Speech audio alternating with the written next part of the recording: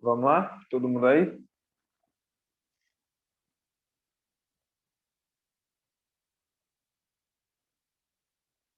Alguém me deu um Bora. alô? Bora. Pronto, vamos embora. Então, semana passada, a gente viu aquelas três declarações, né, que resumem aquele conceito que a gente viu sobre a doutrina da Trindade, né? A gente viu de início um conceito maior e depois foi destrinchando. E aí a gente encerrou a última aula trazendo essas três declarações, né, essas três afirmações dentro desse conceito de Trindade, aqui dentro desse pequeno gráfico, dessa pequena imagem aí que resume um pouco, né? Então nós temos aí no centro Deus como a unidade, né, da divindade, e nas pontas a gente tem as três pessoas distintas, né, que é o Pai, o Filho e o Espírito Santo. Então a gente vê aí, Deus é Filho, ou o Filho é Deus, né? O Espírito é Deus e o Pai é Deus. Mas o Filho não é o Pai, né? São pessoas distintas. O Pai não é o Espírito, da mesma forma. O Espírito não é o Filho. Então nós vemos que eles estão unidos, a unidade, mas a pluralidade também de pessoas. Uma única essência, mas três pessoas distintas, né? Então, esse é basicamente um resumo do que nós vemos que a Bíblia afirma sobre ser a doutrina da Trindade. Hoje nós vamos falar um pouco sobre algumas doutrinas, né, que se distanciaram desse conceito, né, que contrariaram esse conceito bíblico da Trindade. A primeira delas, desses erros doutrinários sobre a Trindade, é o conhecido modalismo, né? Então, o modalismo é uma corrente de pensamento, né, que também é conhecido como sabelianismo, porque provavelmente surgiu ali de um mestre chamado Sabélio, né, logo nos primeiros anos da igreja, e aí ficou conhecido como sabelianismo ou como modalismo, né?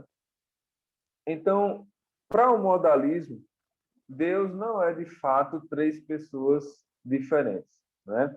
Então a gente pode dizer que o modalismo ele é uma doutrina unicista, ou seja, diferente de defender a unidade de Deus, eles são unicistas, ou seja, eles defendem essa questão de que Deus é um de uma forma muito radical, né?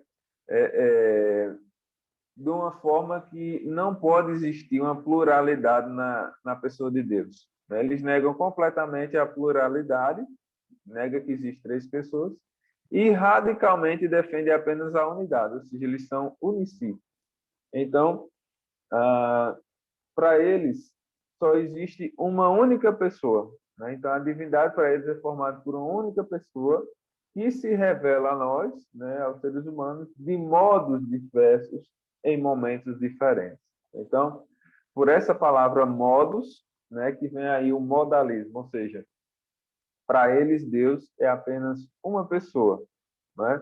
Então, existe uma pessoa na divindade que que se manifesta, que se revela, que se apresenta em modos diversos, em momentos diferentes. Ou seja, é uma única pessoa que se revela em três modos diferentes, né? Primeiro, ele se revelou como pai, depois essa mesma pessoa se apresentou como filho, e depois essa mesma pessoa se apresentou como espírito, né?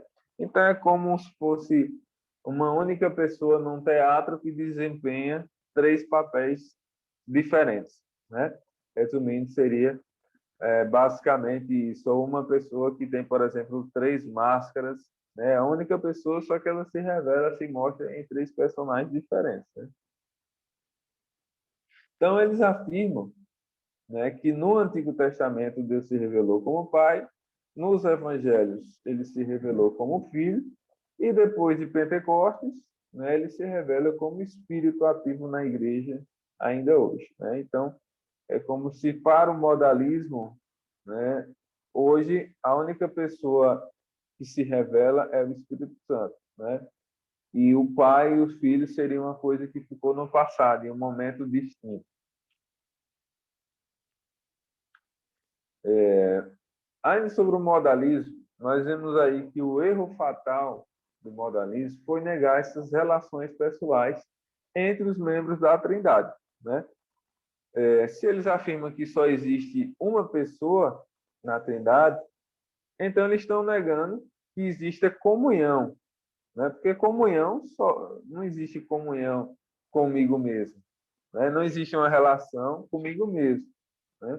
Para ter uma relação, para ter uma comunicação, precisa necessariamente de mais de uma pessoa, né?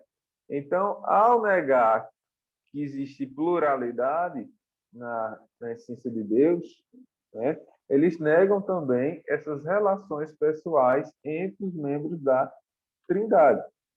Então, nega três pessoas distintas, por exemplo, no batismo de Jesus, né? Aquele texto que a gente viu, que é um dos textos mais claros na defesa, né, de que existem três pessoas, né? Ali a gente vê tanto o Filho, que é aquele que está sendo batizado, o Espírito que vem como outra pessoa dando a bênção sobre o Filho e o Pai que fala do céu, né? Então a gente vê três pessoas, três ações distintas, de pessoas distintas, né? Então eles negam completamente isso ali no batismo, né? É como se fosse na verdade nem sei como é que eles respondem isso, né? Mas eles tentam ali manipular aquele texto para mostrar que não existe três pessoas, mas que era apenas uma, né? Naquele evento ali. E aí nós fazemos três perguntas, né, ao modalismo. Nós poderíamos questionar, mas e os casos em que Jesus ora ao Pai? Né? Eles teriam que responder isso aí. Se eles negam essas relações, e o que dizer, então, de textos em que Jesus ora ao Pai? Né? Nós temos uma pessoa orando a outra pessoa.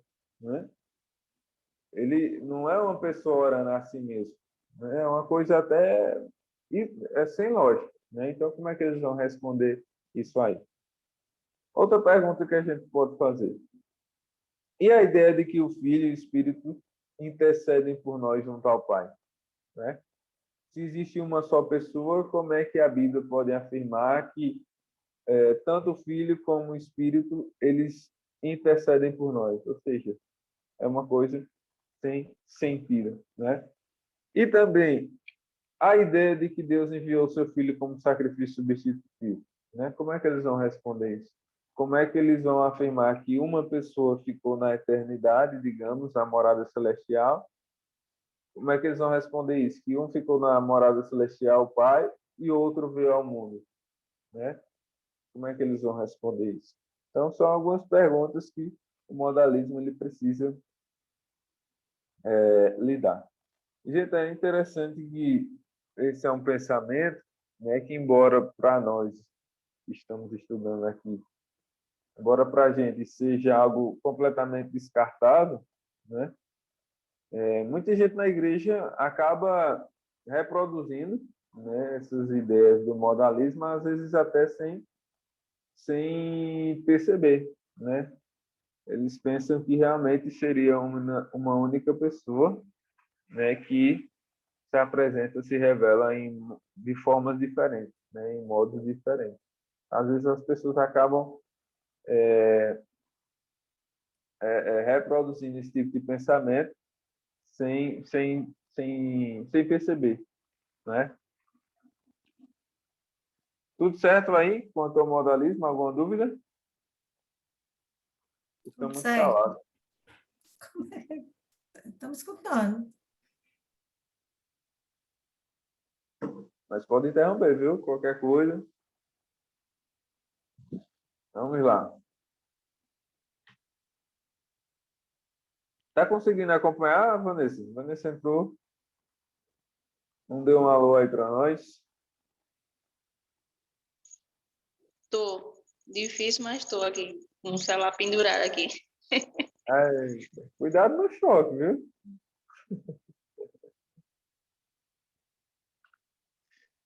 A segunda doutrina, ou segundo erro doutrinário sobre a Trindade, é o mais conhecido ainda, né? Que é o arianismo, né?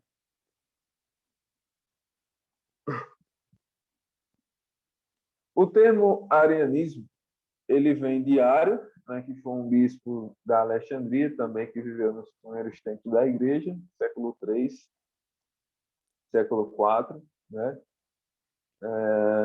E suas ideias, a ideia do arianismo, eles foram completamente condenadas, né, no Concílio de Nicéia em 325, né? Esse concílio aí foi o concílio responsável por responder ao arianismo, né? Um concílio muito importante para a doutrina da igreja, que firmou verdades que ainda hoje a gente defende e tem como confissão de fé.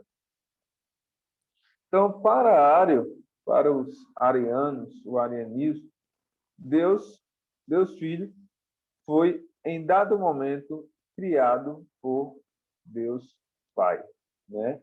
Então, o arianismo ele defendeu isso aí, né?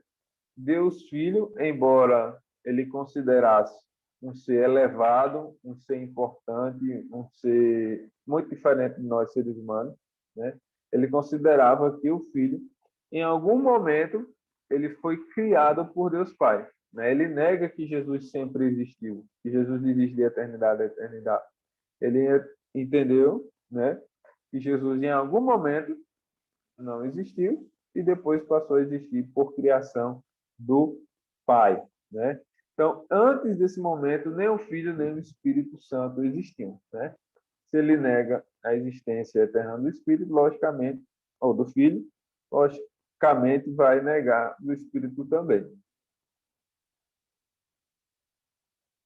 Para eles, também, o Filho é um ser celeste maior e anterior ao resto da criação, mas não possui a mesma essência do Pai, né? Então, é como se o Filho fosse algo ali entre Deus e um anjo, né? Como se fosse alguém muito próximo de Deus, mas não tendo a mesma essência do Pai. Os arianos, eles vão se basear em textos como esses daí que vocês vão ver. Eu queria que a gente lesse, tá bom? Vou pedir a Fabiana que leia João 1,14, Bárbara João 3,18 e Vanessa 1 João 4,9.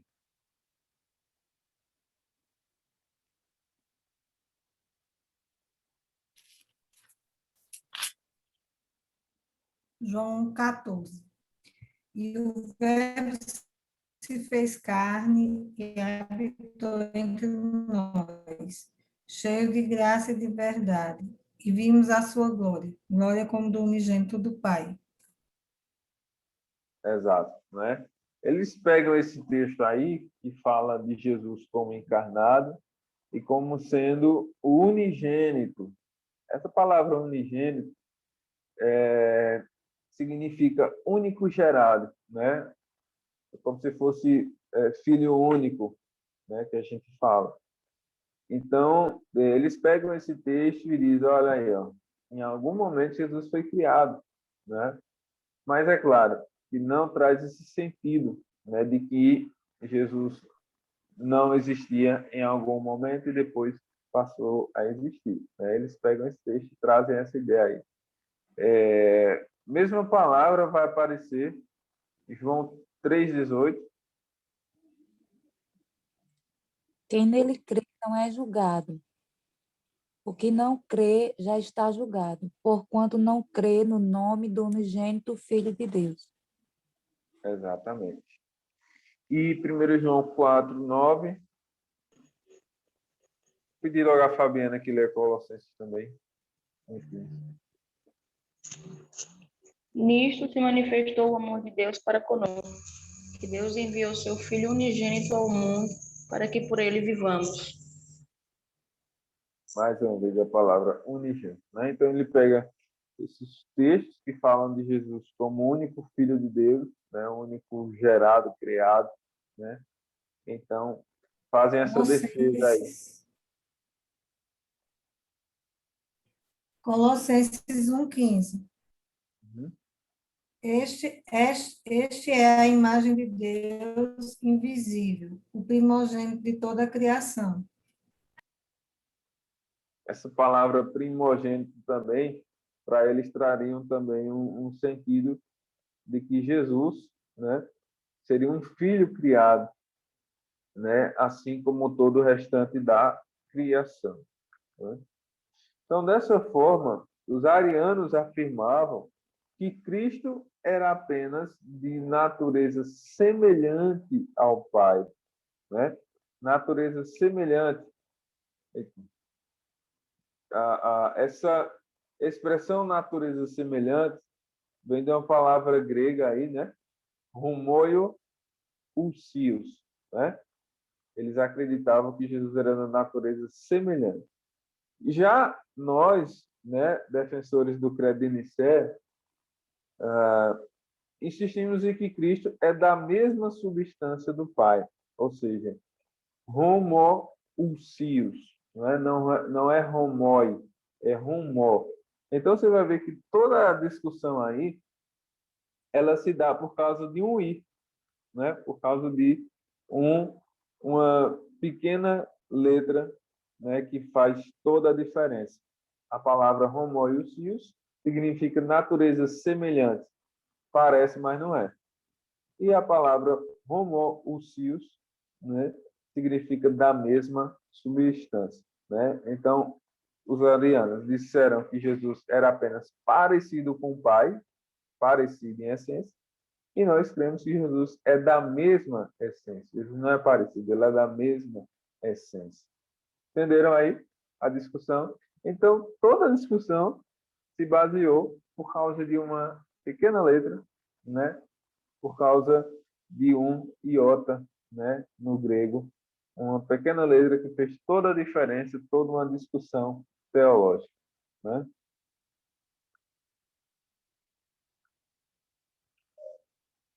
Terceira corrente de pensamento é o que a gente conhece como subordinacionismo, né? Que é correlata aí ao arianismo, ou seja, parecida ao arianismo. Como vocês sabem, né? Subordinacionismo tem a ver com subordinação, né? Nível aí de seriam níveis na Trindade, né? Um mais importante e um mais Deus que o outro, seria isso. Então eles defendiam que o Filho era eterno, não criado, e divino, porém não era igual ao Pai no seu ser e nos seus atributos, né? Então eles defendem a essência divina de Cristo, né? Um ser igual de semelhança ao Pai. Eles vão um pouco mais além do arianismo. Só que eles vão dizer que Jesus, embora fosse um ser eterno, filho de Deus, né? Ele é um pouco inferior ao Pai, né? Ele não possui os mesmos atributos, o mesmo poder, né? Ele seria alguém subordinado ao Pai. Assim, o Filho é inferior, ou seja, subordinado no seu ser ao Deus Pai. Então, na tentativa de proteger a distinção de pessoas, Orígenes, né, um importante pai da igreja, ele advogava uma forma de subordinacionismo ao sustentar que o filho é inferior ao pai e que deriva eternamente o seu ser do pai, né? Então, o que é que foi que esse pai da igreja fez, né? Numa tentativa de fazer essa distinção das pessoas, né, ele acabou dizendo que o filho é eternamente inferior ao pai, né? Ele defendeu que o filho é eternamente alguém que está em um nível abaixo do pai. Existe hoje algumas doutrinas cristãs, né, alguns teólogos cristãos mesmo, ortodoxos, que pesquisam sobre esse assunto, né?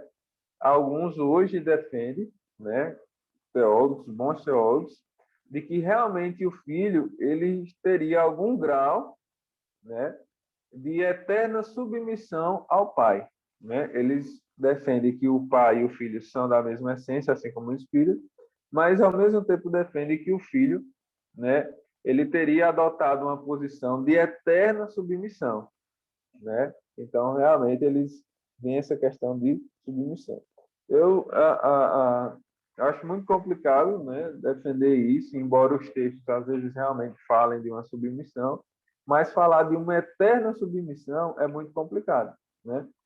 No estado de humilhação em que Jesus foi ser humano, esteve no mundo, tudo bem, né? Jesus realmente se colocou numa posição de submissão, de cumprir a vontade do Pai, né? Mas no seu estado de exaltação já é mais difícil, né? Dizer que o Filho está em um estado de eterna submissão. É muito complicado defender isso aí. Mas há bons teólogos que defendem essa ideia aí, tá bom?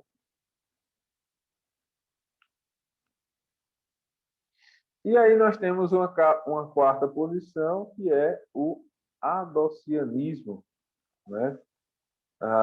Que também é bem parecido com o arianismo e subordinacionismo. O que é que diz isso aqui? É a concepção de que Jesus viveu como homem comum até seu batismo, né? Então, quando Deus o adotou como filho, conferindo-lhe poderes sobrenaturais, né? Então, é como se Jesus... É como não?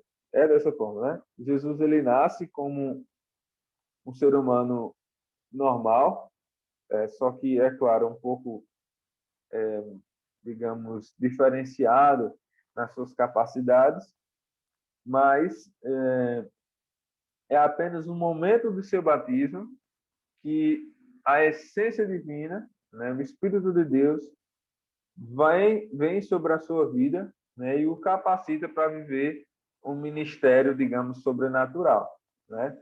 Então, Jesus viveu como um homem normal, mas no momento do seu batismo até sua morte, o Espírito de Deus estava sobre ele, lhe dando capacidade de fazer coisas sobrenaturais, milagres, enfim. Então, é isso que diz o adocianismo. Então, mesmo depois da adoção, Jesus não possuía uma natureza divina. Ele foi capacitado pelo Espírito Divino, mas não se transformou, no caso, não fez parte da essência de Deus, tá bom? Ele era apenas um homem sublime, que Deus chamava de filho, num sentido único, né?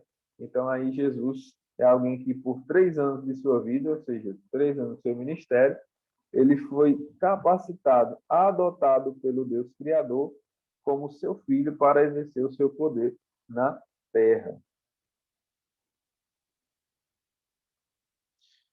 E aí, fechando esse tema aí da Trindade, eu encerro com essa frase, né? Uma frase muito citada sobre essa questão, que diz assim: tente entender a Trindade e você ficará louco. Tente negá-la e perderá a sua alma, né? Então, nós devemos ter cuidado com os extremos, né? Cadê Sheila para ver isso aqui? Porque, às vezes, quando a gente tenta entender, realmente, a gente fica à beira da loucura, né? Se a gente quiser entender, né, pela lógica humana, jamais conseguiremos. Se a gente tentar ir pela lógica, a gente vai acabar endoidando, né? E se a gente for para o outro extremo, de tentar negar, né, nós perderemos a nossa alma, né? Então, é uma questão muito drástica, né? Nós temos que encarar com muita humildade a questão da doutrina da Trindade. Jamais compreenderemos pela nossa lógica humana, mas, ao mesmo tempo, não podemos negar a sua existência. Amém? Alguma dúvida? Amém. Nenhuma. Nenhuma e todas. Nenhum e todos, é desse jeito. Então, vou encerrar por aqui, porque esse é o nosso... estamos encerrando esse assunto da Trindade. E aí, para a semana que vem, né, a gente vai ver como vamos continuar aí os nossos assuntos. Tá bom? Ninguém tem dúvida? Ok, Comentários? tranquilo. E as provas, as atividades? Já começaram? Tá dando tudo certo? Daqui a pouco eu te Um mando abraço. pessoal. Tá Estou ótimo. terminando. Estou na última pergunta. Pronto. Inclusive é mas sobre esse assunto, né? É.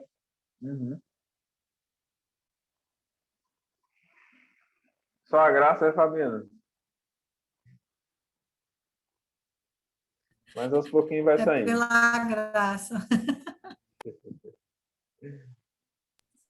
E aí, Ai, Bárbara, tá dando para acompanhar, mesmo com esses dias aí? Tá ausente? complicado, porque teve umas aulas que foi presencial, aí eu não pude ir. É. Aí agora eu tô pegando pela metade. Mas deu para entender Pronto. por Tu hoje. quer que eu te envie o slide? Esses Fica slides? bom, melhor para eu estudar. Pronto. Eu vou te passar. Tá bom? E Obrigada. aí você lendo a apostila e o slide, acho que fica melhor. Uhum. Fica assim. Pronto. Hoje, Deus abençoe vocês. Semana que Amém. vem, Deus boa quiser, noite. estaremos juntos Amém. novamente. Boa noite. Fiquem na paz.